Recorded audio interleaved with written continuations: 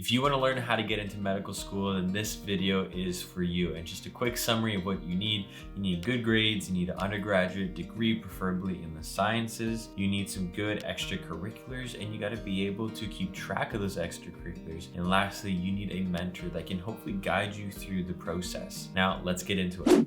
So by the end of this video, you should be able to fill in the blanks of these 5 points, and hopefully this will give you more clarity on your journey.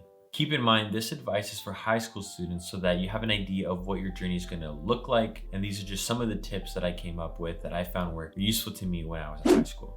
All right, so for the first point is that you need to get good grades in high school for the right courses. I'm sure this is not new to you. I'm sure you know that you need to do your best at everything that you do, but really it is really good to remind yourself that you need to do your best in science and math. And if you're not sure about what courses the undergraduate school that you're looking to apply to looks at, then make sure to email the admissions or go on the website and look for what the prerequisites are, because you want to know, are they going to be looking at your chemistry 1 and 2? Are they going to be looking at your grade 12 biology? And you want to make sure that you take that course and you also do your best, because if you want to get into a competitive school like U of T, Waterloo, whatever it is, and you want to make sure you maximize your chances of getting into that school. So do your best, study well, get the highest possible grades that you can.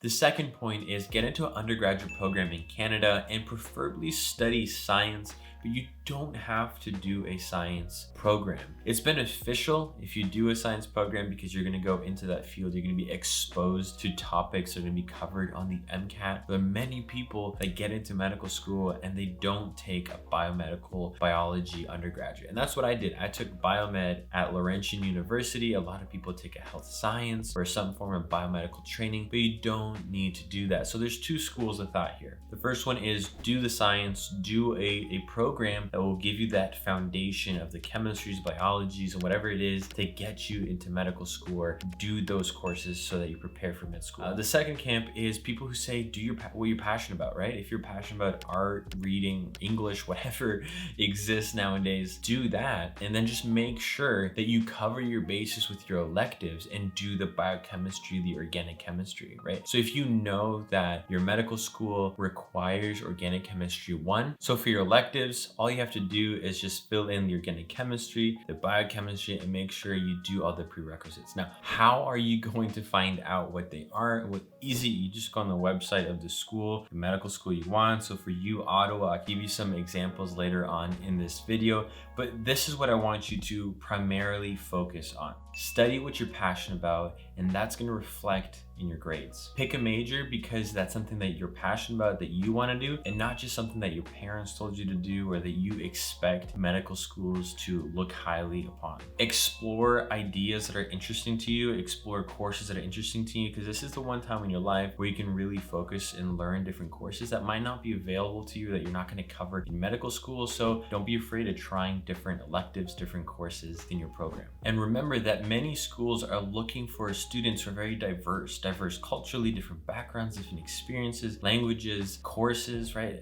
If you have a different program, then you're actually an asset to medical schools and to the medical community, because you could bring a creative thinking approach. You can solve different problems. Whereas if you're very methodical, if you're that prototypical pre-medical student, you stick to the framework, but sometimes we need to think outside of the box. So that's really going to shine when you do your medical school interviews down the line.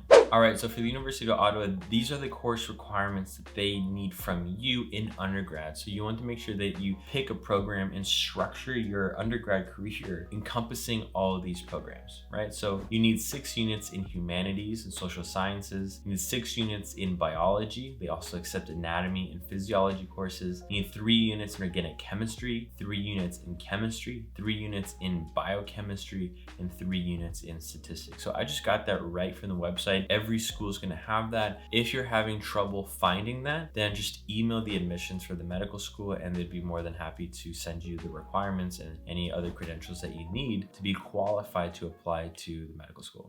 All right, now the third point is obtaining your extracurriculars. And this is really important. A lot of people stress over this and a lot of people prioritize this over their studies, which is ironic. Like, you gotta put your studies first and then do extracurriculars. matters, okay? So don't take on too many tasks, so much so that your grades are suffering. So your grades are your priority, and then you start adding tasks on the side. But remember that your main priority, I'm speaking to high school students here, is that when you go into undergrad, your first year of university is really to figure out how you study, because the environment, the speed that you get given information is going to completely change. It's going to go a lot faster. It's going to be more complex. And so it's important for you that you understand how you study, how you get along with your classmates, making that friend group, talking with the professor, if people are back in class physically and not just virtually, right? So you need to figure things out. After the first semester, once you have an idea of what you're doing, then you can start incorporating some extracurriculars. You can think about volunteering at your local church, volunteering at a clinic if you can do that, but I don't want you to overdo it. So here's a list of certain categories of volunteering that you can consider, and the list goes on, and there's multiple opportunities. I encourage you to Google it, to join some Facebook groups for pre-meds, join my Facebook group and ask a question. A lot of people will get back to your answer, but here are some extracurricular opportunities that you can consider. Being involved in a school club, volunteering at a hospital, volunteering at a clinic, playing sports, being involved in a charity, being involved in your local church, exercising, working part-time. These are all things that you can consider in implementing, incorporating into your schedule as a student. But don't forget that school comes first. These things are extracurriculars. So make sure that you have a handle on school and then focus on building on that. And don't make the mistake of feeling like you have to do 40 different extracurriculars. Like you have to see multiple clinics, be involved in multiple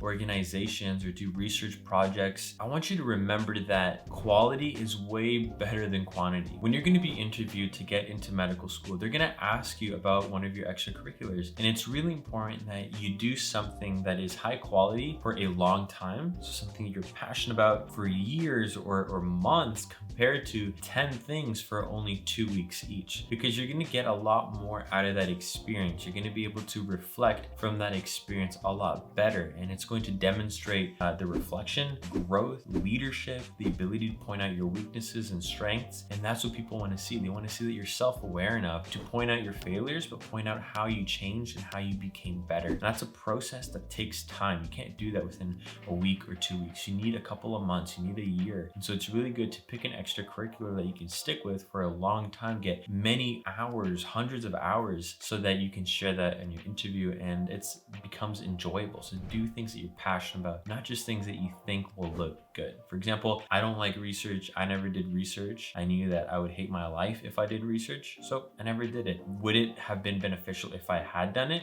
Yes. Going back, reflecting now, if I were in your shoes, would I do it? I'd probably dabble in it, but I don't regret it. Like, I made it through. Not everybody does, but that's just personal experience.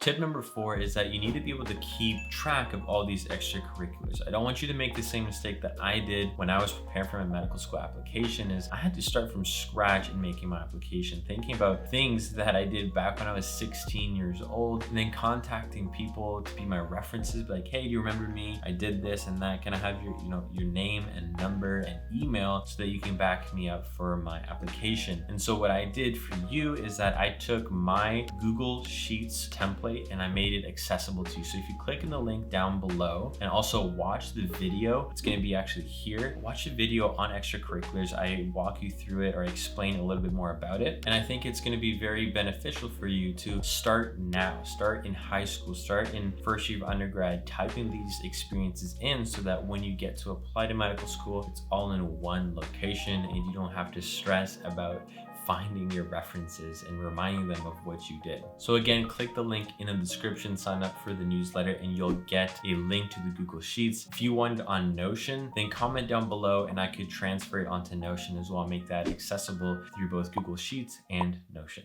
Point number 5 is find a mentor that can guide you through your journey. One of the biggest mistakes that pre-meds do is feel so empowered, feel so independent, because you can do everything, right? You can study well, you can lead a team, you feel very independent, but because of that, you don't lean on others, you don't ask for help. And that is a lot of people's downfall, because what I did throughout my journey in undergrad, even in medical school, is I always asked for help. And you can never ask for too much help. You you want to find somebody who's a year to 4 years ahead of you and ask them to help you in terms of what courses to pick. Is the professor good? Is the class difficult? Do they have assignments that you can look off of to get ideas to, because they've been through the program, they know what to expect, but they can tell you what to expect, right? And so find somebody who's maybe a doctor already or a medical student within your church or within some organization that you're involved with, and ask a lot of questions, because you need to ask in order to learn if this is the right field, and also eliminate possibilities to mess up along the way. You want to minimize that. And that's what mentors are really good for. You can ask them, they'll guide you, and they'll save you a lot of time, a lot of stress, and they'll be someone to encourage you and coach you during your journey. So there's a couple ways you can do that. I've mentioned you can talk to a doctor within your church, or pre-medical students, or just friends above you in year 2, 3, or 4 of undergrad. But other things you can do is listen to a podcast. So one podcast I always recommend is the Pre-Med Years by Dr. Ryan Gray. I'll put the link in the description for you, but search that up on YouTube and on Facebook. Join his Facebook group and he'll help you. You can join my Facebook group called the Unstoppable Community and ask your questions there. It's a good community of pre-medical students and some medical students that will be able to answer your questions and help you get to your goal. If you want further mentoring, then you're lucky, because for the past couple of months, I've developed an online coaching program that is designed to help students who are stuck in their productivity. Maybe they feel burnt out, maybe they feel anxious. It's designed to help them get 10 hours or more back during their week so that they can focus on doing things that matter the most, on their relationships, focus on studying more, but also more efficiently, focus on doing their extracurriculars. And so the program is in its beta testing phase, and what that means is that I'm only allowing a limited amount of students into the program that can go through it, give me feedback, develop the program, and then I'm going to increase the price once it's full-blown glory. Okay, so what that means is that not everybody who applies is going to get in at the discounted rate. Once the program's developed, then the prices are going to go up, and then more people have access to it. So if you're curious about it, then check the link down below, book a free strategy call just to discuss, see if you'd be a good fit, if it'd help you at all, or DM me on Instagram to see if this is something that you're interested in, and if it's going to help you. Okay, that's it for this video. I hope it was beneficial. If you have any questions, then shoot me a DM on Instagram. I'd love to answer your question and help you on your journey. If you're a high school student and you're struggling, if you're a little bit worried about what the next steps are for you, then message me. I always love to give you advice and help you, because I am very passionate about this myself. All right, peace. Take care.